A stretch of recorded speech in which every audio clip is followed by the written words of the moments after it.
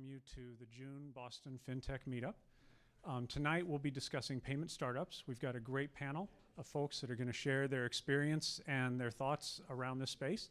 So that'd be very exciting. Before we dive into that, I wanted to call out a few people who made this event happen tonight. So first and foremost, Sarah Biller, who everybody here knows, has started Boston FinTech. Was going to be here tonight. She's not able to be. She's going to be watching it via live stream, which the GSV team is doing a great job of pulling together. She's watching it either via live stream from Chicago, O'Hare, or a plane in between Chicago and Boston because she got grounded for weather today and wasn't able to make it. So, Sarah, if you're watching this, give us a thumbs up icon on the live stream. I also wanted to thank Seth Haubin, and the whole GSV Labs team for hosting us tonight. I'll have Seth come up in a few minutes and say a few words, but we love having events in this space. It's a great space. The kitchen's right here. There's chairs. It's awesome. So thank you, Seth, for having us again. We love it. And I also wanted to thank Holly Weckler and the Yodlee team for sponsoring tonight. So we'll have Holly come up and say a few words as well. Before I do that, just a quick roadmap to the evening. So as I mentioned, we'll have Seth and then Holly come up. We'll kick it to the panel. The panel will go through their discussions. We'll learn a ton of stuff about payments. Then after that, we'll do some Q&A. We'll have Gene Donnelly from FinTech Sandbox come up at the very end and talk for just a few minutes about the Boston FinTech Week, which is coming up in September. It sounds like it's forever away, but it's right around the corner. And then we'll break and should have time for some networking back in the kitchen on the other side of the wall. So with no further ado, let me turn it over to Seth. Thanks, Orb. Hi, everyone. Just a quick welcome from GSB Labs. Super excited to have the panel and group here tonight. For those who aren't familiar with us, GSB Labs is a global innovation platform that helps accelerate startups and connects corporations to innovative business models and technologies. And what all that means is we work with both startups as well as enterprises. On the enterprise side, we do digital transformation, digital consulting, internal innovation, external innovation, innovation scouting. And on the startup side, we have 2 innovation centers. So you're in the Boston Innovation Center, 22,000 square feet. We have 45 of Boston's most promising tech startups working out of the space. So think founder-friendly workspace that provides resources that more resemble an accelerator, but in an on-demand fashion. All of that's powered by our digital platform, Passport, where entrepreneurs can go on and access the tools and the resources to potentially help them reach their potential faster. So that's a little bit about us. If you have any questions, feel free to grab us after the program. Myself, Kara, and our intern squad here working the live stream tonight. I'll be happy to answer any questions, and just super excited to have a great panel here and have a great conversation. Thank you so much, Scott. Hi, guys. My name is Holly Weckler. I work for InvestNet Yodlee. I want to ask a quick question before I get started. Who out there actually knows Yodlee? All right. Nice representation. I like that. And so that most of you will understand. Before I get started, being a company out of Silicon Valley, I want to let you all know my disclaimer. I'm here on behalf of myself. Everything I say tonight is not I guess you could say in print from Yodlee, but just trying to get you guys an idea of what we're looking for. So now that that has been said, I'm very excited to be here. I've been working with the Boston FinTech community and Sarah since 2015, I believe. Our first event was just a few of us with beers, pizza, and we were really trying to build this community. So for me today to hear it was 285 registrations, I believe, Gene. I mean, that's just amazing to see how much this community has grown. And, we just feel very welcomed every time we come to, come here and help Boston and learn from you guys. It's a very different community than most of the ones I visit for work. So one of the most exciting, moments for me tonight is this is one of our Incubator Roadshow stops. So if you guys haven't heard of our incubator, I would love to tell you more about it later. But at high level, it's a 6-month program. You actually do not have to relocate because we understand in fintech sometimes you can't really uproot your life and your family. We don't take any equity, and it's stage agnostic. So we give you our product for up to a year for 1 million users for free, in addition to connecting you with a number of VCs and other mentors in the industry. So that's high level. You can ask me about it, and I'm going to throw it to Jean as well. If I'm not here, she also knows all about the program. And so with no further ado, I'm not only a sponsor, but I'm a panelist. So I'm gonna hand this over to Denise. Thank you, Holly. So for anyone standing in the back, there's room in the front if you want to come over. So we are very happy to have our June meetup on a very interesting topic of payments, and specifically the real-time payments that we have been seeing the most disruption in the banking world. It's more than $1 billion sector in the hub, and according to the recent Forbes article, it is going to become a reality in the largest adoption predicted for 2019. So without further ado, I want to introduce our distinguished panelists. We have Peter Gordon, Head of Growth in PayFi. We have Frank McGreedis, CEO of Tunnel, and Holly introduced herself, but I love her title. She is an API FinTech Jedi. That's the best title I have ever seen. Heard?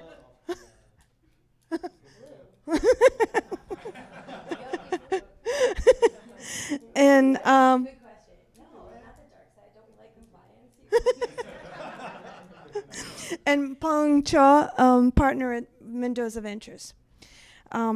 And what I'm going to do is I'm going to ask everyone to introduce themselves, give a little bit about background of what your companies do, your journey in the payments world, and we'll start with you, Peter.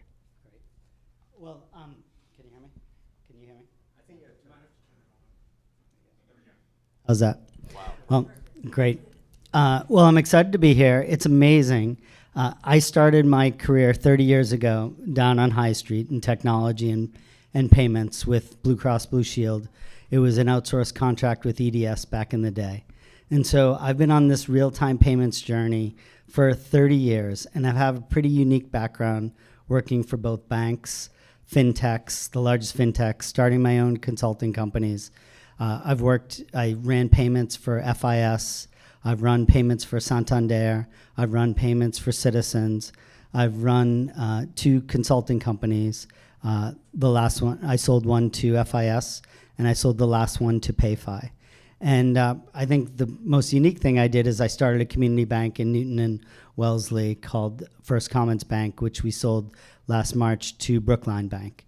And I was a founder of that and remained on the board for 9 years. And so those experiences really bring me to where we are today, which is why we're all in the room here, and that the fintech, financial services, it's broken. I've explained to some people, there's a lot of what I'll say front-end people here. My expertise is I'm a middle and back office kind of guy. I know how the shit really works, and that's just because I grew up on data. I grew up on things. The UI, UX, I leave to other people who are far smarter and far more intuitive than I am with how consumers work. And so I'll just leave it with payments. 2 things. If you take nothing else away from me today, since I'm a middle and back office guy, it's nothing. Real-time payments is a bad name or misnomer. It's about the data, number 1. It's about the data, number 2. It's about the data, number 3. Remember that. So it's really about the interaction and how you move messages between consumers or really businesses. And I'll leave you with the stats. So, people are concerned about, I also work for MasterCard, that little company. And I was a real-time payments evangelist, whatever that means. And that, so think about it. There's $30 trillion of carded payments globally. There's $120 trillion of money movement between financial institutions. So that leaves everyone in the room a $90 trillion opportunity for us to figure out how to create products and services to meet that demand. And that's what it's about. Real time is a nice characteristic about moving money, but think about it. the wire system was created 50 years ago. How many people have done a wire, truly done a wire? How many people think it's real time? Aaron, I don't think it's real time. Have you ever seen the Santander in Reading, Pennsylvania? And they're, it's real time when the clerk hits send. It's not real time to get the information in and then to get it. So it's just the point of, we have I think 15 characters or 16 characters that can go in a wire. It's really about moving to the next generation and having 2 gigs of data moving over the payment system versus a card transaction today. So it's about the data. Thank you, Peter. So I do not have the payments background that Peter has.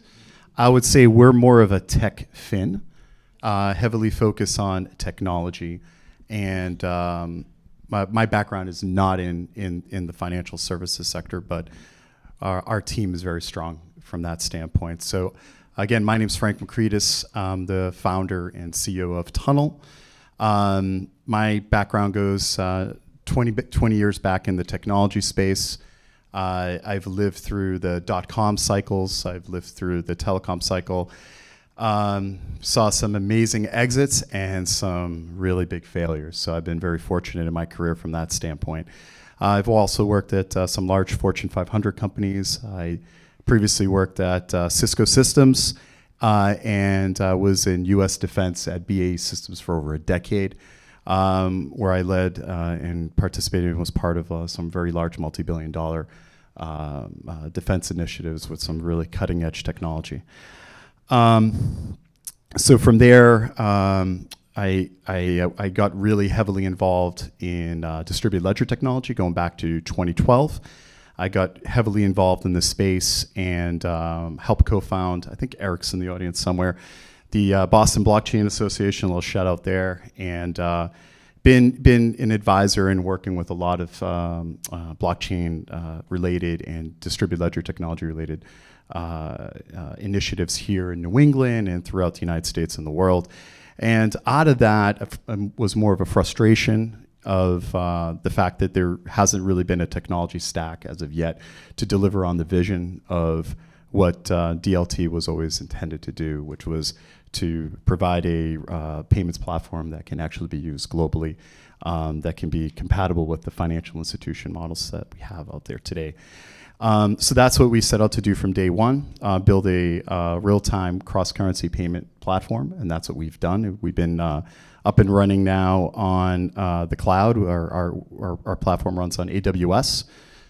We've been running on that now for 1.5 years in pretty much a production mode, and we're talking with some of the largest banks and financial institutions, some here in Massachusetts and around the world. So we're pretty excited about what we're doing, and we can't wait to get our product out in the market. Thank you. Hey, hello again. Hey guys, as mentioned earlier, my name's Holly. When I started, I talked to you about Yodlee, but it's kind of an interesting point of how I even got to Yodlee. As we're here with, Boston FinTech, I don't know any of you out there who are, diehard FinTechers that might know Jason Henricks. He's actually my mentor and used to be a big guy here in Boston. I actually helped him start FinTech Chicago. Yeah, okay. So yeah, as did I. We just hired an intern today at FinTech. I did remotely, but he's training them. So that's actually how I got hired. Was Yodlee came and was like, you actually know people in Chicago. Maybe you can do Chicago and New York. And now we've branched out into multiple cities. So it's really exciting to be here with you guys today, talking about what Yodlee can do for payments. I would say that a lot of what we do within the payment space is actually enabling innovation within the tools for payment companies to get their mission completed securely and compliantly. We don't actually do money movement ourselves, but as you were mentioning KYC, as we were talking before this, we'll have that follow-up combo about what we can do with our account verification API, which I'll get into later, but definitely don't want to waste too much time on these intros. We've got a lot of really great questions, so excited to talk to you all after. If you have any API questions, happy to help you with that.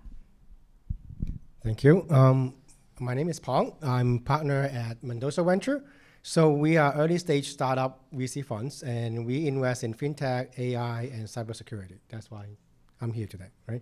So before my lightsaber turned a little shade of red, I was blue too, right? So, and I was actually at PayPal for 5 years. And so like before I came, Adrian and I are partners, and then we talk about like why so many people want to do payment, why so exciting about it.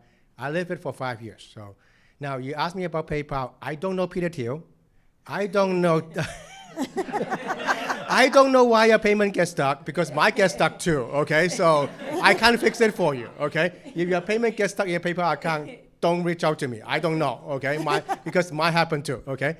So, and I asked him, like, why so many people want to do payment? And he said, like, well, you know, there's a bunch of guys over there in Newton, and sold the company to PayPal for $250 million.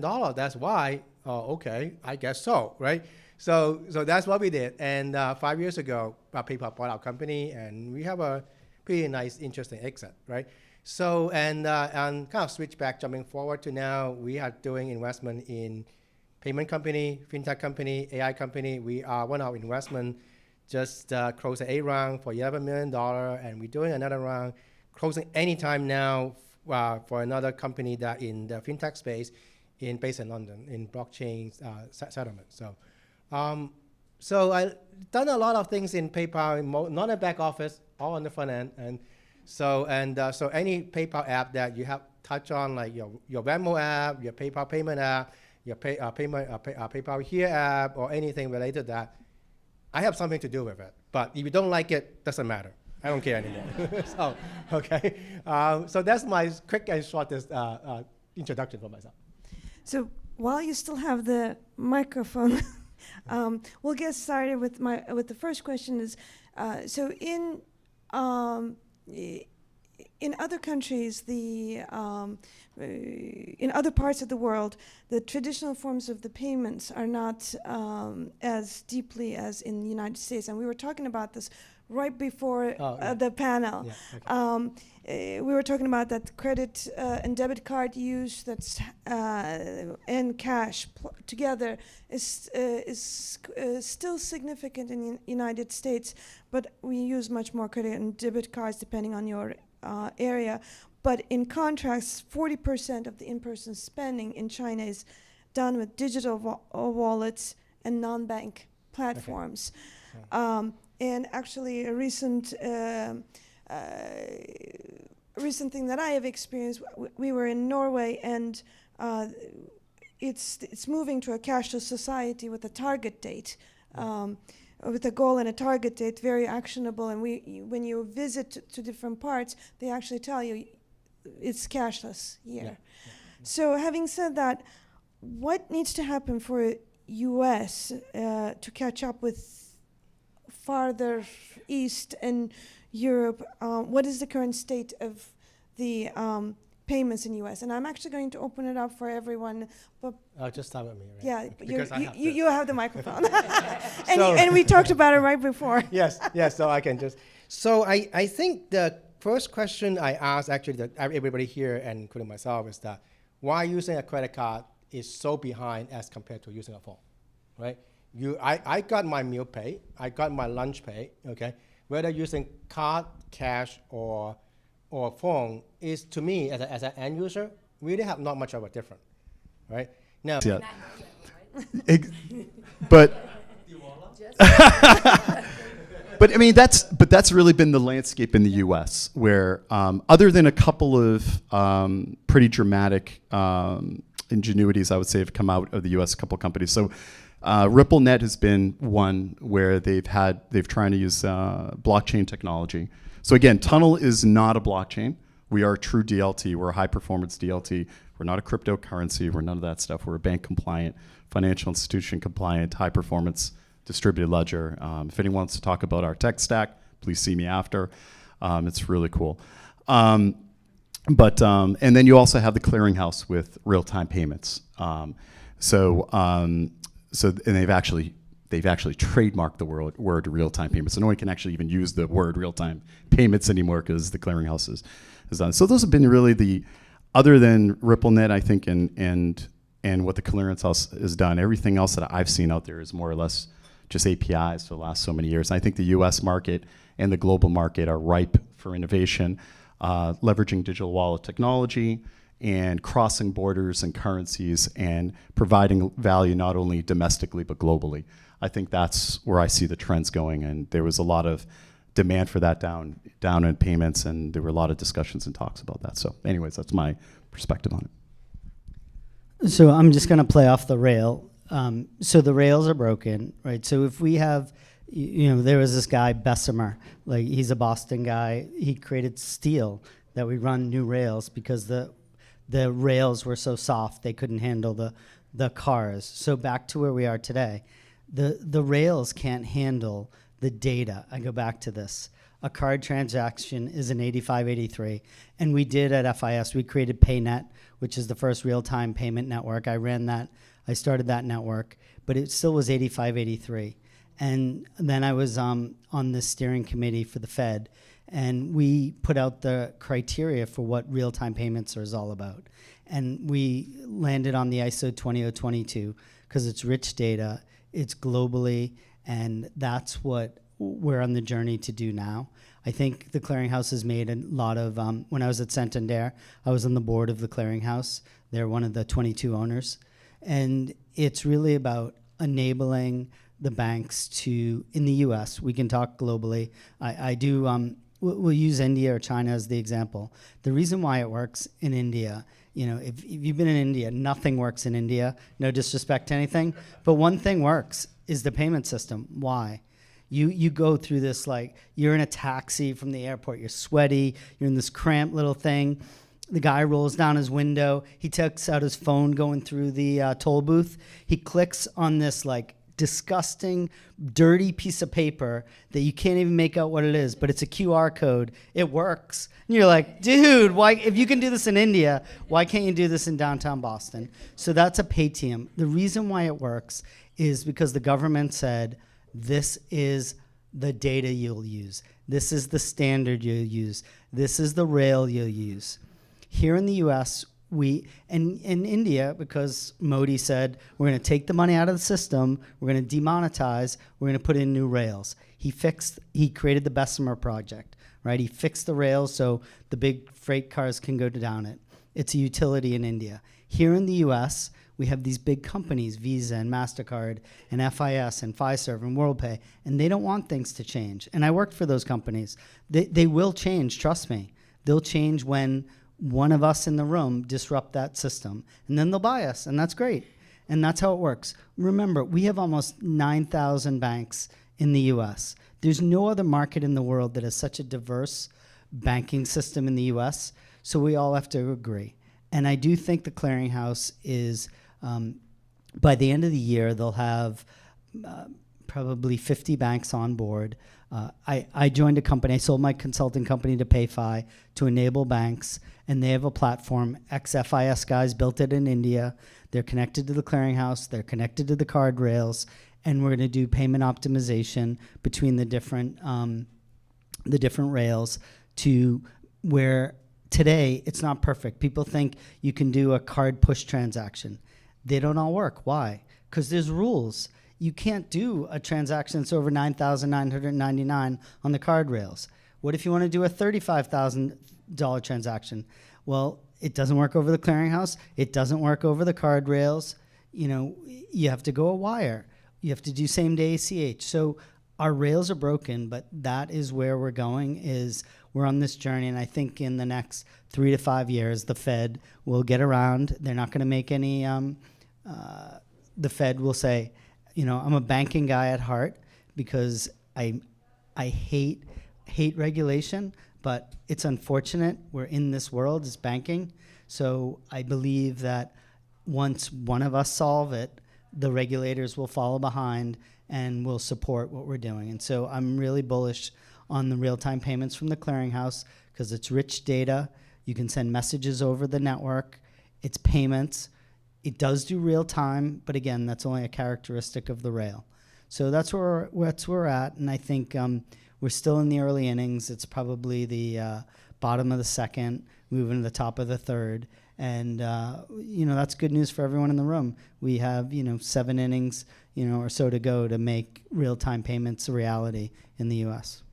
So since we talked about APIs, I'm going to turn it over to Holly. What types of APIs and tools have the payment entrepreneurs historically used from your perspective? So this question, I wanted to kind of go back a little further. For those of you out there who know Yodlee, we started back in 1998. That's a little bit before my time in the financial services industry. Okay, right. When we were creating cloud deployment solutions. So I actually reached out to one of my colleagues who used to work at the banks. And I was like, I know, when I started at Yodlee, everyone was so excited that our SOAP APIs had RESTful wrappers. And for me, coming from like someone who was more in the developer world, like recruiting devs, that wasn't good. I was like, I can't tell people that and smile. Like, I can only, sell something I believe in. And when we started, they were super excited that they were moving towards, like right now, fully RESTful APIs. But back then, I don't know who's out there still in the financial service industry. There's a lot of people still using SOAP APIs. Like, RESTful is still a dream. Yodlee accomplished that within the first, I should say, 6 months I was there. But what he told me is once upon a time, the first thing people would try and do is basically what we have is like an alternative option is just your manual entry, right? So you have to either know the account number, try and do it where you're dealing with so much human error, right? And then they got really excited that the next thing that they were going to move to was mailing in checks. And here I am like, mailing? I don't know the last time I bought stamps. Like, I mail any checks from Chase. I go to the Chase QuickPay, the banking option. And then the last thing that kind of clicked for me, which is, I guess, would bring us into more up to date where we are today, was when they tried to do the verification deposits. But the big problem with that was a lot of people didn't actually log in to check it. Was it 17 cents? Was it 19 cents? And if you didn't log in during this certain window, it was lost. Nowadays, we all know we're all attached to our phone, looking at it all the time. But at this point, this was, back probably before dial-up or AOL and all that fun stuff. So I would say it's really exciting to hear the challenge deposits, which brings you to the biggest aspect of, in my opinion, where Yodlee can help is with our account verification API. We're actually able to instantly verify, you are who you say you are, handle your KYC compliance pieces. And while we don't do the money actual money movement, we have a lot of payment companies that are on our platform that are not only using our instant account verification, but also using our aggregation API. Recently, we also came out with OK to Spend APIs, which I think are really interesting as well, kind of helping with the budgeting.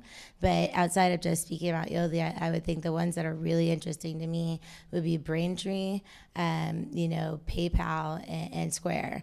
All three of these are kind of helping you with kind of some different aspects of the actual process, the journey, as Denise has mentioned it. But there's so many other API platforms out there. Jean, I'm sure, has a bunch on her platform at FinTech Sandbox that she could discuss as well. Thank you. So let's move to a little bit to the. So we talked about current state and we talked about challenges a little bit. Let's move to the some of this data, intersection of data and payments. One of the things we were talking about was the security and identity for real-time payments. This seems to be something that's coming up. So the question will be, from your perspective, could you talk about some of these inherent risks? And also from a venture perspective, if the venture firms are still investing into payments, knowing some of these risks. Yes, we are. We are investing in payment space. We are investing in the security space, right?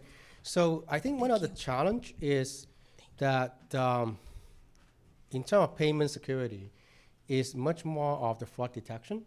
And in fraud detection, there's a lot of challenges in terms of false positive, right? Mm-hmm. I kind of go back to PayPal, right? And you guys probably see a lot of, you have a PayPal account, and all of a sudden, how come your funds get help? Nobody seems to be able to explain that, right? And that's the kind of the black box issue. And a lot of time you reach out to the risk security team. It's like, why is that? And sometimes it's just very hard to explain. And I think that's one of the challenge. And we would like to see that being solved. Like why certain payment are not approved, and why does that Visa approve it and PayPal don't, right? So and there's a lot of fraud detection able to say, well, okay, are you that guy? Or even the card is right. And so a lot of that is very important, especially as we go into much more of the mobile payment, cardless payment, all of that. Right? Are you who you are? Right? So if somebody can have a very effective way of solving that, it's a great opportunity. Yeah. And Frank, I think you had some ideas on that. I think Pong set me up very well. Thank you, Pong.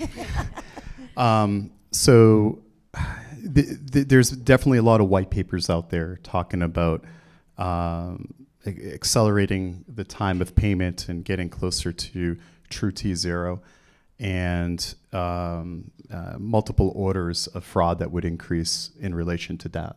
Into that, most of the payments today, and I think Peter hit it on the head, are not data rich. And they're still based on a lot of legacy forms of movement that are 40 to 60 years old that are causing a lot of the fraud. So even if you have a lot of payment ingenuity today, for example, Venmo had $40 million of fraud in Q1 of 2018. Zelle is bleeding in fraud. Everyone knows about wire fraud and ACH fraud, and everyone's lived with someone stealing their credit information and having to file a police report or talk to your credit card company and say, these weren't my charges and all that. So we started with that at the fundamental and understanding, how do you change the way you can interact and do a value transfer and de-risk that up front. So on our platform, we do something very unique, and we actually base it all around a digital identity. So instead of doing fraud management, we want to do fraud elimination to the best, or mitigation as much as possible. So by de-risking the two parties from a value transfer standpoint and having trust in the value transfer up front. So instead of doing an account transfer to an account transfer, we actually do it from, let's say, Frank to Peter. And there's confidence that I am who I am and Peter is who he is, and we tokenize that in a digital form. So if you move or you change your banking information, you get married, you change your last name, we're completely agnostic to that. And all the bank and FIs that we've been talking to, financial institutions, love that, because a lot of times that's the final check in the value transfer stream, whether you're doing a wire internationally and all these messages are going through, and at the end it gets rejected for some crazy AML, OFAC, or whatever the case may be. We do that up front. So that's why we can get as close as we can to T0, and that's why we don't do fraud management. We are in the business of fraud elimination to the best of our ability. So I'm conscientious of the time we have, so I'm going to have one final question and then open it up for question and answers from the audience. So this is, as the panelists already know, that this is something dear to my heart. So who's left behind when payments are fully digital? Is the cashless society inclusive, in your opinion? So, I said this up front, so I won't spend a lot of time on this. The closer we get to consumers, that's not my world. But I'll tell you from a banking perspective, the reason with real-time payments is trying to bring the small community banks back into the marketplace. And traditionally, as you know, that the top 4 banks control 60% of the flow of payments in the U.S. today. And really, I think real-time payments, this next generation, is democratizing. Just like the internet did, that's what payments is about. I just want to go, I'll leave you at this. I was trying to think of the data. Most of you in the room, if you're in technology, just think of a spec that's 40 or 50 years old that that you've passed on from generation. That's what a card is today. I don't think people appreciate. And so if you just Google what an ACH transaction, you won't believe. It's still a flat file. It's 150 characters. And every character is told what, depending what you're doing, is told what it can do. And there's only like 15 characters you can talk to on a card, and that's why things fail. It's not a surprise if you understand the data and you understand the rails are broken. And again, that's what real-time payments or the next generation, laying the new rails from the clearinghouse, that's what it's about, is putting in a rich data pipe. And then we can do these amazing things that Pong talked about in AI, and we can look at it, because just think, you can put 2 meg of messages. So think of a tweet that has already been defined for 40 years, and you only have not 160 characters, what it is, but 15 characters, you can say what you want. Our messages would get crossed. But think of an email in the new way. You have a subject line, you have a to person, you have a from person, you have your signature, you have the IP address where it's coming from. All that data can be encapsulated in the payment. And I know we've talked a lot about consumer stuff, which again, I'm not a consumer guy. It's all about taking checks out of the system. It's the B2B world. It's the stuff, again, $70 trillion, $90 trillion of commerce that is still to be disrupted, that we're talking about moving over these pipes that are primarily ACH and check today. So there are 2 sectors that come to mind when you go to cashless that get left behind. One are the criminals, and the other one are tax evaders. No, I'm just joking. I'm just going to echo what Peter said. I think money movement is going more towards a ubiquitous experience, like an email, where there's going to be a way that you can, instead of sending a message to anyone anywhere in the world real time at almost no cost or zero cost, I see that same ubiquitous experience coming to payments. And we're excited to enable that technology with Tunnel. That's something we've been working very hard on for quite some time, and I think that's something that's needed in the marketplace. So I think digital payments is where the world's going, and I think we are in that second inning, getting into the third. I would say I agree, but also I think that there's a lot of companies out there that are working to help, like not leave people behind. I'm going to give a plug for a Chicago company that I'm, really care about. I've seen them since they launched, Pangea. I don't know if anyone out there knows them, but they're actually working to help the underbanked. They're working to help people.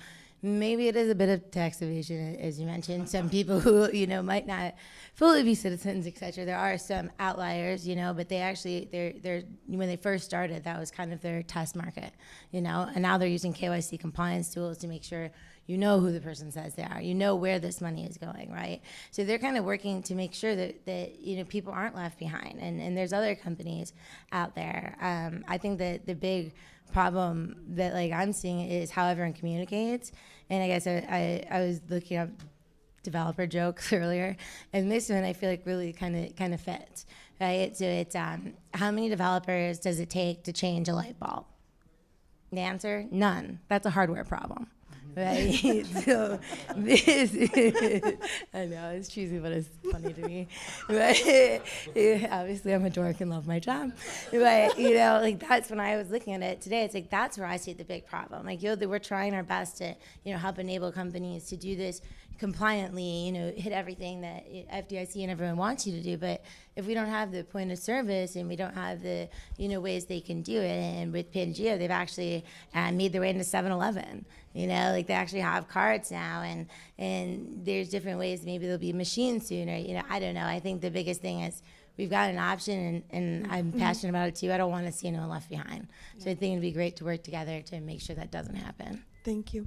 And Pang, I'm actually going to open the for questions from the audience, because I'm conscientious that we're going to be, this is a great conversation, and we can talk about another hour. Yes.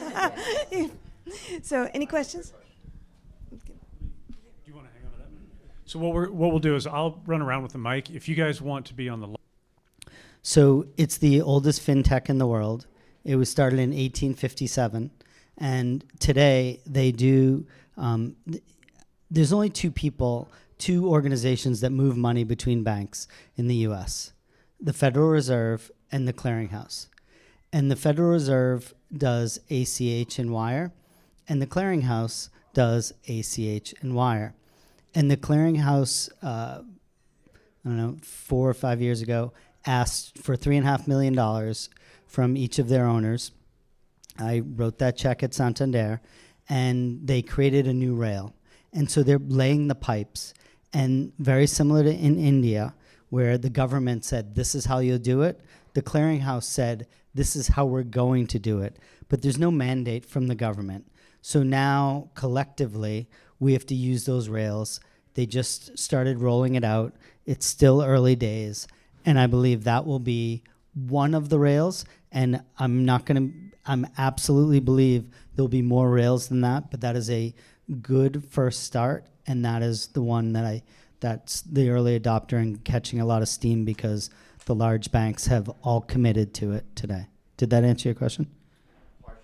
What was the other piece? Can I? Yeah. Do you mind if I add to that, Peter? So, I was a early Bitcoin evangelist, and I still believe in decentralized assets. Just to be clear, to go back to Peter's point, I think there's Swift moves about $5 trillion a day, and in 250 work days a year, it's $1.25 quadrillion, right? So it's a pretty decent marketplace, and that's just Swift.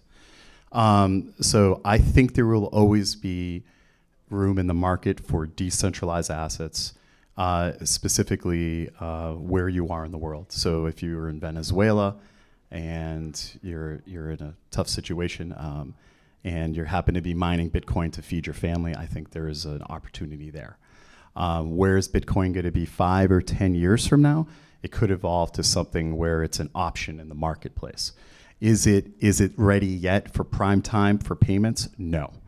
A lot of these decentralized assets, even if they're stable coins, you probably heard of things called stable coins, they still fluctuate in price. So some of them are pegged to $1, they're pegged to €1, but they fluctuate about 5 plus 5 or minus 5, about 10%. And then you got to go sell them on an exchange, and then that's a taxable event. And if you're a business that accepts it, it's a taxable event and paperwork and nonsense and all that stuff. So I still think there will be some place for those assets. I do see tunnel as an alternative rails. I think RTP is very cool. You have SEPA in Europe, which is a very similar system that RTP was based on. It's more of a hybrid between SEPA and what the Australian rails are like. But if you ever use it, it's terrible. IBAN, and you're praying you can't reverse the transaction. We want to do value transfer. You won't do it with RTP. But there will be a place for RTP. There's a place for credit. There's going to be a place for all these systems. And I think it's going to be very interesting times over the next couple of years to see where they all play up. It's a big marketplace, and everyone's going to find their swim lane. I hope that answered your part of the question. Yeah. It's on, yeah. Hi. So thank you so much for your sharing. And you just compare the digital payment in China and the credit card system in America. So America have a long-established social security system, which build a very good relation between the bank and the people. However, China just started to build its own credit system in recent years. And there's so many debate, controversial from the public and society. Do you think those issues will overshadow the future of the digital payment in China, or American with a more advanced, more secured and credit system will be able to catch up the East countries that in the near future?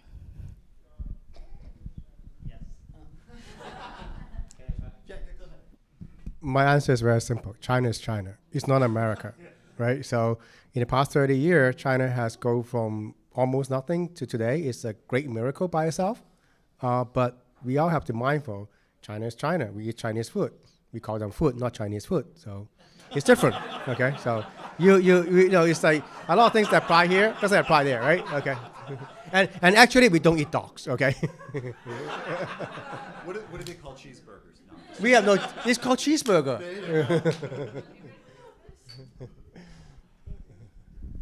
What impact do you think Facebook will have? Their pending release of the Facebook. Yeah, impact of Facebook's entry. Okay, so Facebook tried this 10 years ago with their own virtual currency. So this isn't their first run at the game. And just because it's Facebook doesn't mean it's going to succeed. There's not a lot of information. There's some tidbits of what they're trying to do. So my understanding of this, and I might be wrong, on the streaming people, don't beat me up on this. There's also been a lot of contradiction in what they're trying to come up with. So my understanding is it's an Ethereum-based. In Ethereum, if those who don't know it, it's like a Bitcoin. It's a cryptocurrency, and you can create tokenized assets on it. And these tokens that they're looking to create will be stablecoin type tokens, and I think they're looking at a handful or more currencies around the world, and then that would interface to their messaging app. WhatsApp, and you'll be able to make payments through these stable coins, and then you'll be able to buy and sell them on exchanges. And I think Peter and I already said this, I think others on the panel, I think there's going to be room for a lot of different players, but just because Facebook's name's in front of it, I think some people are actually really concerned. I think Facebook collects enough information on a lot of people, and now they want to capture payments too, which I don't blame them for trying to get into this. But again, it goes back to that user experience. It's a coin. You got to then go to an exchange, or you got to sell it. It could be a taxable event. It might fluctuate in price. No one really knows, because if it's truly going to be a decentralized crypto asset, anything is possible. So that's all I know about it. I don't know if anyone else here likes to add to that. But the only other thing I'll add is, so there was a little company called Google, and they tried Pony Express. So Pony Express was supposed to revolutionize consumer bill pay. The reason why it didn't work, again, is because our rails are broken. So they're trying to get around the rails, and then when you try to get around the rails in the US, we have these things called regulators. They don't like that, so they try to push you back onto the rails. So this is why you guys are hearing the drumbeat. We need new rails, right? So that's why, and I'm not saying the clearinghouse will be the only one, but that's the one out the gate.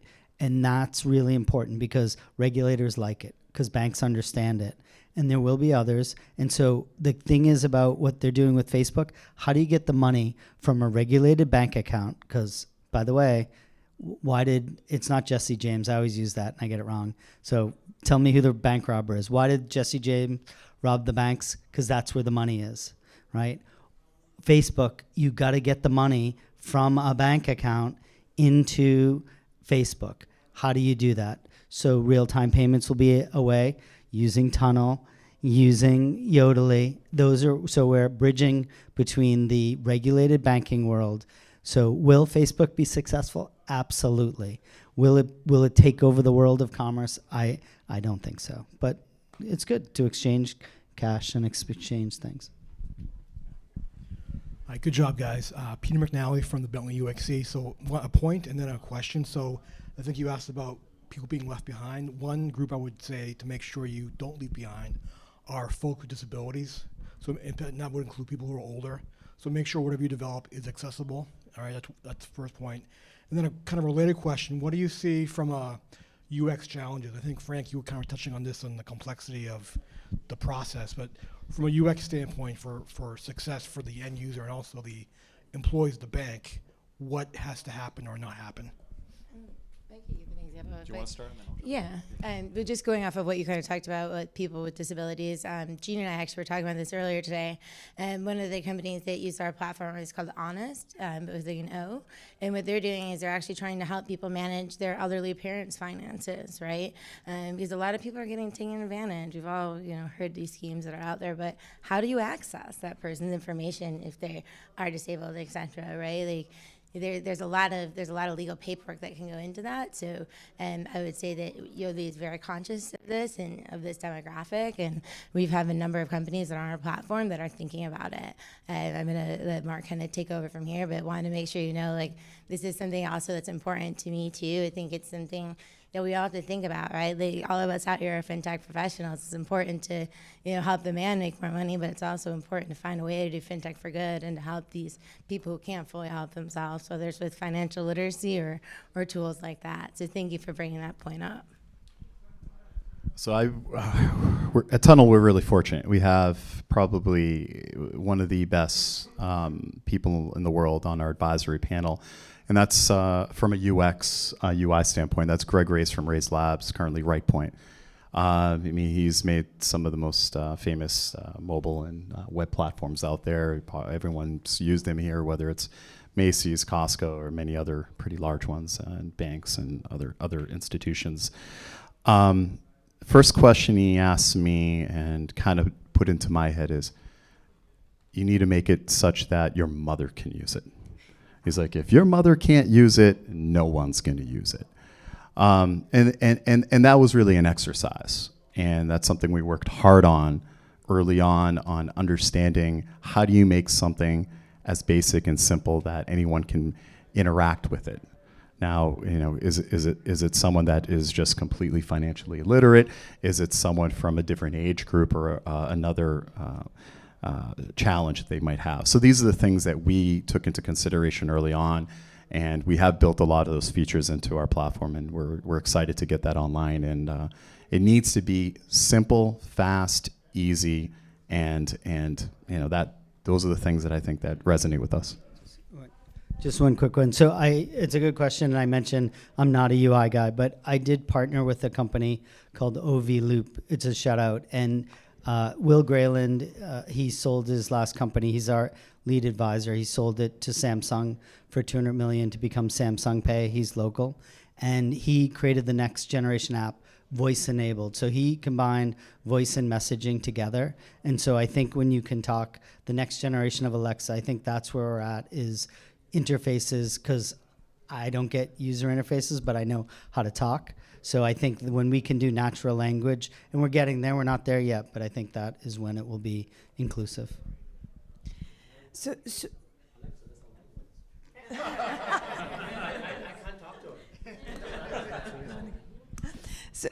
we're on that note. Yeah. They definitely don't listen to me. So we are out of time, but our panelists will be around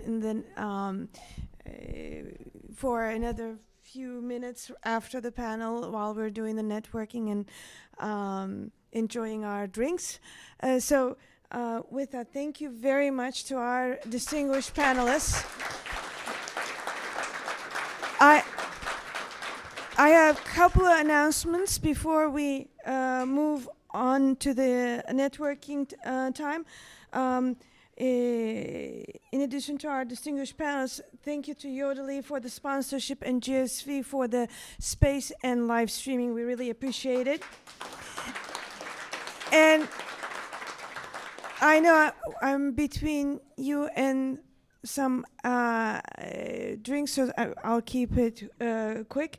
Our next meetup on July 9th will be a joint meeting with AI in Boston FinTech. This is the first meeting for AI in Boston FinTech, and this will be combined. So July 9th. And Jean will be coming over for an announcement. And you are the last one. I'm the last one. Okay, I'm the last thing between you and drinks. So Boston FinTech Week, for those of you who don't know, is a week long of FinTech-focused events. Amazing panels like this. Hopefully we can continue the conversation and take it even further. It's September 9th through the 12th. The app is up on Splash. If you go Boston FinTech Week 2019, you'll start to see as things start to come together. So right now we're trying to get folks who want to be involved with the week. Last year we had 47 events, 3,000 people that came over the course of the week. So hopefully you guys can come and attend. We highly, highly recommend it, covering all the different sectors. So watch the space, I guess. And then if you want to get more engaged,